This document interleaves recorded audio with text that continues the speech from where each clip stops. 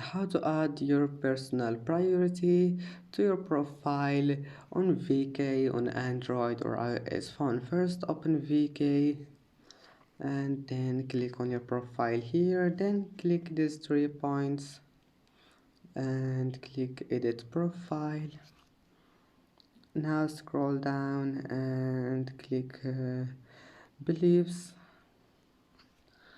and then just click personal priority. Here is it, and select any personal priority here like family and children and save it. And I hope that can help you.